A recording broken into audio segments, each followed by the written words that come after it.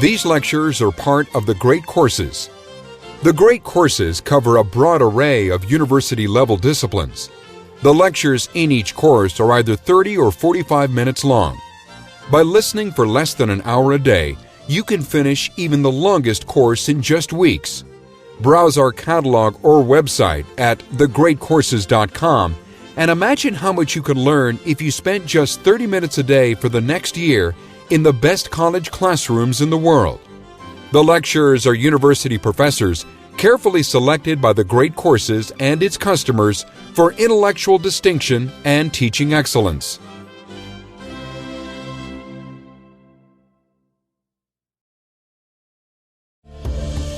These lectures are part of the Great Courses series. These lectures are titled Turning Points in Medieval History.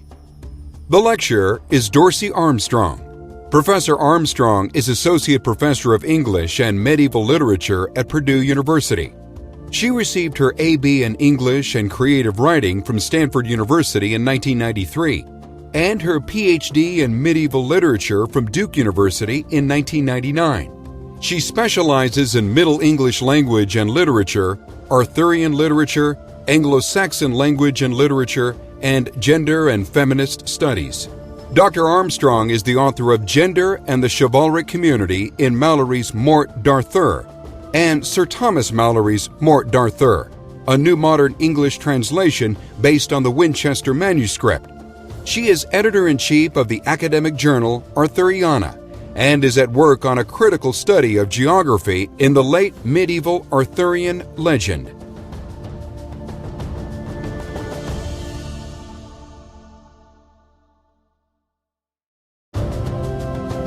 Lecture 1. The Fall of Rome.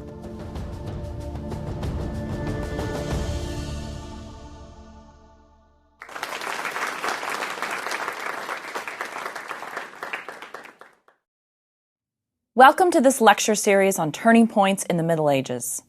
If you're listening to this course, you may be someone who already knows something about the medieval period, which scholars define as roughly 500 to about 1500 AD, and you're looking for a little more depth or a little more understanding as concerns the details of this fascinating period. If you're new to the study of the Middle Ages, this is also a great course for you, as by following along with these lectures, you'll be exposed to many of the uniquely fascinating elements of this epoch in history and gain a nice feel for the period as a whole through the study of key moments or turning points.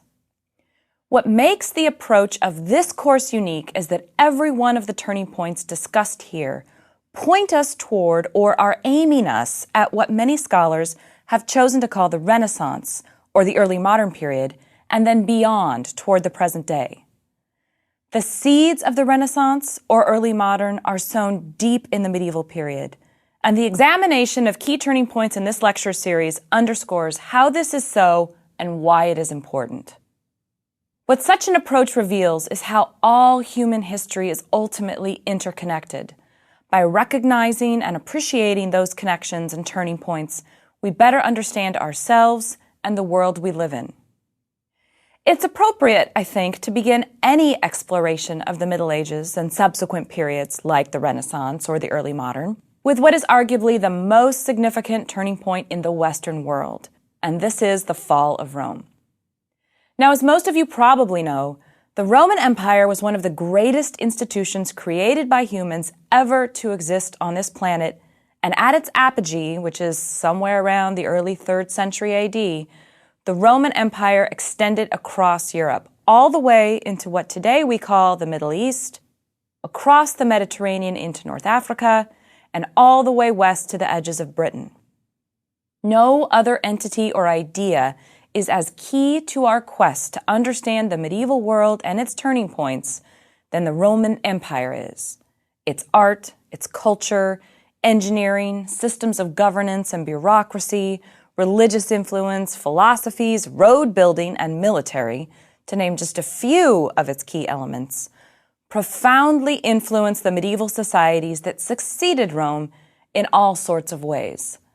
Some of these ways are obvious and some are quite surprising, as we'll see throughout this course. And as we talk about this turning point and the others to follow, you always should be asking yourself the so what question. So the Roman Empire ceased to exist. So what? What is at stake in understanding how and why this happened? Some French scholar in the 12th century was forcibly castrated. So what? What has that got to do with understanding the Middle Ages and what came after? In the case of Rome, the so what question is easy to answer. When the Roman Empire fell apart, it fractured into the very culturally different political entities that would make up the nations of the medieval world. But each of these countries retained some idea of what Rome had meant. That's why we need to understand it. When exactly Rome fell is and was up for debate, especially among its former citizens. Because the empire was so huge, and of course there are no telephones or internet or fax machines, sometimes people living in remote regions of the empire didn't even realize what had happened for months or years. And this is a long time after they had effectively ceased to be citizens of the most glorious empire in the West in at least an official sense. But for all practical intents and purposes, they were no longer Roman. In the days of English historian Edward Gibbon, who wrote his History of the Decline and Fall of the Roman Empire in the 18th century, it was popular to see Rome as a glorious institution that had a sudden and cataclysmic fall. Today, it is much more common to see the decline as gradual, as a downward motion that was punctuated and accelerated by several events. One of those events occurred on December 31st in the year 406 on the Rhine River near the city of Mainz. The Rhine had long been one of the Roman Empire's natural boundaries. Those people living on the south side of the river were Roman citizens. Those people on the north were part of what the Romans considered Germania, a territory with which Rome traded, from which Rome drew people to serve in the military and tax for certain services, but who were not considered true Roman citizens. The river was an effective and natural boundary, and those on the Roman side probably gave little thought to those on the German side. But on the last day of the year 406, in what scholar Jeremy Duquesne Adams has accurately described as, quote, possibly the worst New Year's Eve on record, the far banks of the Rhine were lined with thousands upon thousands of desperate people who were cold, hungry, and probably fleeing ahead of marauding Huns and Goths. These people did not want to attack the Roman Empire. They wanted to get in. They were refugees, not invaders. The small band of Roman military forces stationed on the Roman side were probably glad that the main bridge was easily defensible and they could more or less ignore the barbarians on the far side. But in one of those surprising moments of serendipity that we find scattered throughout history, the world changed in an instant. The Rhine froze that night, froze solid, and the desperate refugees charged across the river. The Roman soldiers tried to push them back, but even the military discipline of Rome was no match against thousands of people desperate for their lives and angry at being excluded from the glory that was Rome. They pushed west and south into Gaul, and being met with some resistance, began a war. The event for those who lived through it on both sides would seem to be both traumatic and definitive. One day, you were a tradesman in a community that lived by the rules of Roman order. You could rely on protection, a steady supply of food and water, and the freedom to practice your trade. The next day, instead of opening the doors of your shop and calling hello to the merchant across the way, you had bolted the door from the inside and were cowering with your family under a table while the barbarians from the other side of the river terrorized your town. The Roman Empire for these people was gone. It had failed to protect its citizens in the territories of Gaul and beyond, and almost overnight, Romans in this area found that control of their lives now resided with dirty, pagan, illiterate people who must have seemed just a step above animals. To be sure, the crossing of the Rhine in 406 was not the first or the last significant moment in the historical turning point that was the fall of Rome. By the 3rd century, Rome was overextended and simply unable to manage its empire efficiently. Even stopgap measures, the division of the empire into halves and the appointing of 2 emperors, who were to be aided and succeeded by junior officials, known as Caesars, and other measures, did little to deal with the problems plaguing the empire. Rome needed labor and people to serve in the military and pay its taxes, and in order to increase its tax base and its pool of able-bodied men fit to serve, it began to conscript and indeed invite various non-Roman groups, among them various Goths, Gauls, Vandals, and others, to become part of Rome. What happened, however, is that more often than not, Rome was happy to take taxes from these people and use their labor, but the empire refused to recognize them as full citizens, and in some instances couldn't or didn't pay them. This seems to be part of what contributed to the crossing of the Rhine in 406. But while that night the empire ended for some, in other parts of the world, Roman citizens kept calm and carried on for another several years. In the far west, in Britain, for example, the crossing of the Rhine was barely a blip in the consciousness of the people living there. Now, as many of you know, wherever the Roman Empire went, it attempted to recreate itself in a phenomenon scholars like to call Romanitas, which translates roughly as Romanness. What this meant is that even if it was a Roman outpost at what at first might have seemed like the ends of the earth, so not just the ends of the earth, but beyond that, there would be a mini-Rome built in astonishingly short time. Such was the case in Britain, which had come firmly under Roman control in the 1st century AD. The Romanized Britons there lived in Roman villa-style houses. They attended spectacles at the local Colosseum, socialized in the baths, enjoyed hot and cold running water, indoor heating systems, and a bureaucratic, in the best sense of the word, government. They had efficient military protection against the barbarians living in the realms of modern-day Scotland and Ireland, and to help get those famed Roman legions where they needed to go, there was a carefully constructed network of roads that moved people and goods as efficiently as possible from place to place.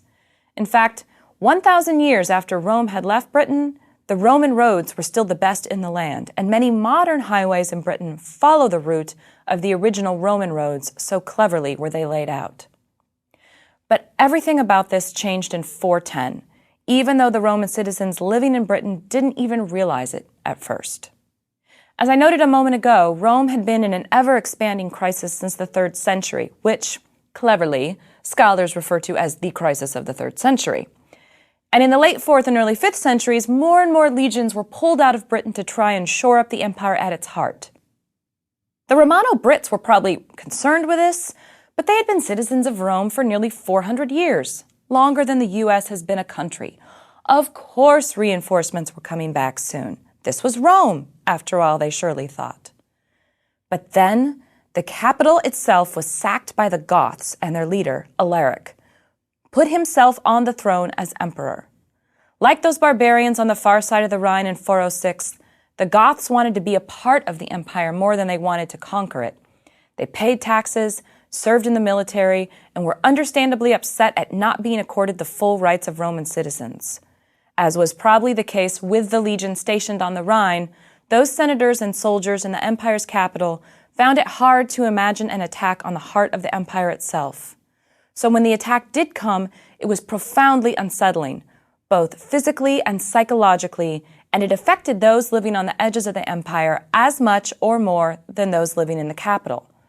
The historian Ammianus Marcellinus describes how Alaric cleverly planted his own men as servants in the houses of noble Romans, and the citizens, lulled into a sense of false complacency, are completely off guard when a coordinated attack is launched from within the city itself, with the city gates being thrown open, fires set, and unsuspecting senators slaughtered while sitting at table. It was an unimaginable event, but the Romans quickly found themselves having to not just imagine it, but also cope with the aftermath. For a brief while, the Romano-Brits carried on as before. While the legions were pulled out of Britain in the face of this attack, they seemed to be certain, at least for a while, that they would be back. The Britons' enemies of many centuries, raiders from Scandinavia, the Scots, the Picts, and others, were quicker than they to realize the weakness of the undefended communities left behind. Soon, these and other non-Romanized groups began a systematic campaign of plunder, raiding, and destruction. This prompted what was left of the Roman bureaucracy in Britain to send a letter to the closest Roman consul, a certain Aetius, who was in Gaul, or modern-day France, at the time. They began their letter by telling him that they sent to him, quote, the groans of the Britons, end quote, and further, that they needed protection, for, quote, the barbarians drive us to the sea to the barbarians, and between the two, we are either killed or drowned. The answer that came back was, you're on your own. No help would be coming. Imagine what it would be like in your town if overnight, every police officer suddenly disappeared. For a time, life might proceed as normal, but soon the less savory criminal elements of society would begin testing boundaries. With no law enforcement to curb their activities, chaos would quickly become the norm rather than the exception, and survival the most important consideration of all. Without question, then, 410 was the fall of the Roman Empire for the British, and this moment would profoundly affect Britain's development throughout the medieval period. But the turning point that was the fall of Rome had not yet completed its turn. Much of what was familiar about the empire remained, especially in its center and other urban locales. Then, 40-some years after Alaric's attack, Rome would be sacked yet again by another barbarian group. And finally, a fellow by the name of Odoacer, a barbarian who had risen through the ranks of the Roman military, declared himself king of Italy in 476. This would seem to mark the final collapse of the empire. When he describes these events about 75 years later, Procopius of Caesarea pointedly explains how the fall of Rome gave shape to the Italy that arose from its ashes. Quote, the barbarians, finding that they had no hostile force to encounter them, became the most cruel of all men, for they destroyed all the cities which they captured, and they killed all the people, both old and young alike, sparing neither women nor children. Wherefore, even up to the present time, Italy is sparsely populated. They also gathered as plunder all the money out of all Europe, and most important of all, they left in Rome nothing whatever of public or private wealth when they moved on to Gaul. End quote. Thus, the fall of Rome was both a long transitional period during which citizens of the empire looked to a glorious past to help them cope with present-day problems, and it was a singular turning point that would affect, shape, and indeed create the Middle Ages.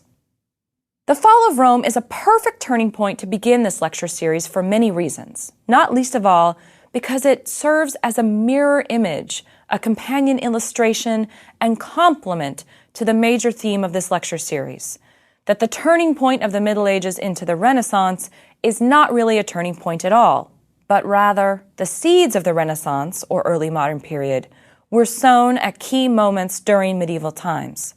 Ultimately, when considered this way, the movement from the medieval to early modern period is really neither surprising nor unexpected, just as the turning point in which Rome becomes the medieval world is more a gradual transformation than a clear singular moment of transition. As we work through these lectures, you'll see that the legacy of Rome and a sense of mourning over its destruction, or desire to recreate or restore it in some sense, can be found in almost every significant turning point moment in the medieval world. When I use the term Middle Ages or medieval world, as I indicated at the beginning of this lecture, I'm talking about roughly the years 500 to 1500, and I'm focused primarily on Europe. 1,000 years is a nice round figure to work with, and it's true that it does conveniently mark when there were some significant changes taking place in Europe. But it would be wrong to assume that things were one way in, say, 499, and then completely different in 500, or that in 1500 people stopped being medieval all at once because they had discovered new texts, new knowledge, instituted new forms of religion and government, and all of a sudden they became early modern or Renaissance overnight. While radical shifts certainly do happen in many times and places within what we think of as the European Middle Ages, I will be arguing throughout this lecture series that the transition to what has been dubbed the early modern period is not one of them. Rather, the movement from medieval to early modern had been happening all along for hundreds of years. As you'll come to see over the course of these lectures, some turning points are literally points, a single moment, a discrete event, a solitary decision made, or command executed in a particular instant of time. This would be something like the moment the Britons get the reply from the Roman consul in 410. Once Aetius tells them that the legions are never coming back, everything changed for those people who had been Roman citizens for nearly 400 years. Other turning points are perhaps a bit broader, with what we might call a more stretched definition. This would seem to be nicely illustrated by the fall of Rome as a whole, as the crossing of the Rhine, the sack of the capital, another sack, and the rise to power of Odoacer cover around 3/4 of a century, a point in the grand sweep of time, but a longer transitional period for the people who lived through it. Similarly, I devote a lecture to the climatic warming trend known as the Little Optimum, which lasted for about 400 years. But I define that as a turning point because its existence, and indeed its continuation and then rather abrupt termination, had a profound impact on medieval society. The turning points I discuss in this series are different in some other ways as well. Some of them had immediate and strong repercussions. The Norman conquest of England in 1066 is a good example of this. That event, when William of Normandy claimed the throne of England for himself, marks one of the few instances when we can say that one day things were this way, and essentially, on another day, the whole world was changed. Other turning points had a gradual impact, like the Little Optimum, which I just mentioned, or the adoption of the horse collar over time, which eventually produced greater efficiency and production when it came to agricultural practices. And some turning points seemed utterly unimportant at the time, but would prove to have huge significance decades or even centuries later. The signing of the Magna Carta in 1215, for example, is routinely hailed as the beginning of common law and the triumph of the citizens over their leader or monarch. But to be honest, at the time the Magna Carta was signed, it was significant only for King John and the 25 barons who forced him to accept it. In fact, almost as soon as he agreed to it, King John got its clauses rescinded, so at first it would seem to be a turning point that, in fact, was not one at all. In its immediate aftermath, nothing much really happened. Much later, centuries later, in fact, that first impulse and insistence on the acceptance of the document at Runnymede by the king would have huge implications for England, the United States, France, and eventually the United Nations. So the turning points I'll be discussing in the lectures ahead can be broken down into 3 categories. Those with an immediate moment of occurrence and tangible impact of some sort, those that gradually altered the society of the Middle Ages, and those the impact of which would not be felt or recognized for many ages to come. To these 3 categories, we might add a 4th that we will touch on from time to time, the false turning point. These are moments that medieval people, and some modern ones, have pointed to or celebrated as marking some significant shift, but when you get right down to it, they didn't really have any impact at all. One of the clearest examples of these might be the coronation of the Emperor Charlemagne by Pope Leo III in the Christmas service in Rome in the year 800. Some people then and now have hailed this moment as the creation of the entity that has come to be called the Holy Roman Empire, or as marking the rebirth of the Roman Empire of the late antique period. But really, all the coronation did was put the maraschino cherry, as it were, on top of the fantastic concoction that Charlemagne had already established through an astute combination of state building, military conquest, educational programs, and religious reform. At most, the coronation of Charlemagne was simply an acknowledgement of everything he had already done, and it didn't really mark a discernible turning point per se, although it certainly is and was convenient to think of it as one. The fall of Rome would seem to fit all 3 of our main categories nicely. In many places within the empire, the impact was immediate and strongly felt. In others, the alteration was gradual, and in a few places, the former eastern half of the empire, for example, the impact wouldn't be truly felt for centuries to come. In fact, for the eastern half of the empire, the so-called fall seemed not to have mattered at all. For the citizens in Constantinople, which had been the eastern capital, the Roman Empire still existed. They were still its citizens, and the language they spoke was Romish. As far as they were concerned, the troubles in the West would be dealt with eventually and the empire restored to its former glory, all in due time. It was not until the year 1054 that the fall of the empire would be considered as relevant to them, or even as having happened at all, as we'll see in a future lecture.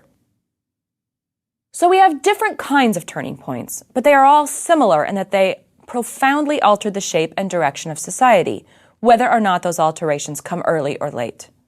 And as we explore the turning points in this course in a little more detail, we're going to come across some common themes that seem to recur. In this first lecture in particular, we've seen the theme of looking to the past to shape the future. The Roman Empire was the political entity that immediately preceded the creation of the various states that come to make up medieval Europe. And again in this course, we'll see how people look to the past and the model of the Roman world as they attempt to navigate their own existence and create their own realities. The past always has a claim on the present in the Middle Ages, and repeatedly, we will see people and societies attempt to hearken back to a particular idea or political construct. This happens with Charlemagne, King Alfred the Great, the calling of the First Crusade, the Magna Carta, the flourishing of Italian art, and others. Quite obviously, many of the turning points we'll discuss in this lecture series will be related to one another by the ideas of crisis or necessity. The saying that necessity is the mother of invention is most definitely true, as we'll see in lectures that detail the shift from Roman to Arabic numerals, advances in agriculture like the heavy plow, horse collar, and three-field rotation, Gutenberg's printing press, and more. Hand in hand with necessity comes crisis, and many crises push society in one direction or another. The Black Death, which wiped out up to 1/2 of the population of Europe, would certainly seem to be an example of this. The Viking attacks throughout the medieval European world also seem to fall under this heading. Without a doubt, the fall of Rome is an excellent point to demonstrate this idea, as it was both caused by and in turn precipitated a series of crises. As we'll see in our next lecture, the withdrawal of the Roman legions from Britain created a necessity for a strong leader in the face of barbarian attacks. Into the vacuum of leadership and military might strode the figure who is most likely the historical basis for the legendary King Arthur. But if you want to know more about him, you'll need to come back for Lecture 2.